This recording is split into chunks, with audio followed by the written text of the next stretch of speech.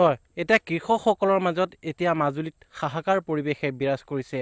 খেতিয়কসকলে এতিয়া মূৰে কপালে হাত দিব লগা হৈছে, কাৰণ তেওঁলোকৰ যি খেতি আছিলে, যি ফচল আছিলে, সেই ফচল এতিয়া নদীৰ বুকুত বিঘাই বিঘাই জাহ যাব লৈছে।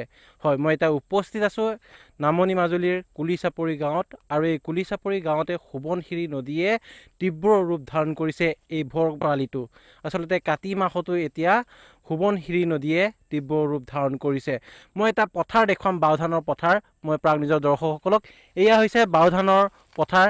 ইয়াৰ খেতিয়কসকলে ইয়াত আচলতে তেওঁলোকে যি সপোন ৰচি এনেধৰণে খেতি কৰিছিলে, এতিয়া নদন মদন সেউজীয়া পৰিৱেশ।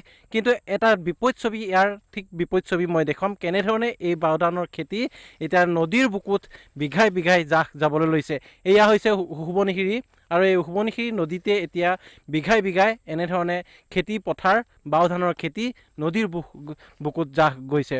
মই আৰু পৰিৱেশ দেখুৱাম আচলতে কেনেধৰণে সোৱণশিৰি নদীয়ে নামনি মাজুলীৰ কুলিচাপৰি গাঁৱত কেনেধৰণে তীব্ৰ ৰূপ ধাৰণ কৰিছে, আচলতে ভয়ংকৰ ৰূপ ধাৰণ কৰিছে বুলি ক'ব লাগিব।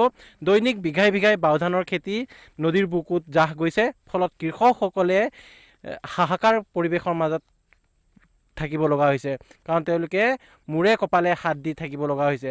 অনাগত সময়ত তেওঁলোকে কেনেধৰণে জীৱন নিৰ্বাহ কৰিব সেই লৈ তেওঁলোকে চিন্তান্বিত হৈ পৰিছে, কাৰণ খেতিৰ ওপৰতে নিৰ্ভৰ কৰি, এই বাওধানৰ খেতিৰ ওপৰতে নিৰ্ভৰ কৰি তেওঁলোকে জীৱন নিৰ্বাহ কৰি আহিছে, দিন পাৰ কৰি আহিছে, পৰিয়াল পোহপাল দি আহিছে। কিন্তু এনেধৰণে খেতিসমূহ, এনেধৰণে বাওধানৰ খেতিসমূহ এনেধৰণে বিনষ্ট হোৱাৰ লগে লগে তেওঁলোকৰ মুখৰ মাত সৰি গৈছে। তেওঁলোকৰ কৃষিয়ে প্ৰধান, তেওঁলোকে কৃষিৰে আৰ্থিকভাৱে স্বাৱলম্বী হয়, কিন্তু এই কৃষি এতিয়া, এই খেতি এতিয়া নদীৰ বুকুত জাহ গৈছে। মই আৰু এবাৰ পৰিৱেশ দেখুৱাইছোঁ, চৌফালে আচলতে বাওধানৰ খেতি, কিন্তু এই খেতিসমূহ এতিয়া নদীৰ বুকুত জাহ যাবলৈ লৈছে। মোৰ লগত স্থানীয় যুৱক আছে, খেতিয়ক আছে। মই জানিব বিচাৰিম কেনেধৰণে এতিয়া নদীৰ বুকুত, সোৱণশিৰি নদীৰ বুকুত বিঘাই বিঘাই জাহ গৈছে বাওধানৰ খেতি। কি ক'বা? এতিয়া আমি দেখিবলৈ পাইছোঁ ইয়াত বাওধানৰ খেতি বিঘাই বিঘাই এই অঞ্চলটোত জাহ গৈছে। কিমানখন গাঁৱৰ এনেধৰণে খহনীয়াত পতিত হ'ব লগা হৈছে এতিয়া? কিমানখন গাঁও বুলি ক'ব গ'লে গোটেই নামনি মাজুলী অংশ।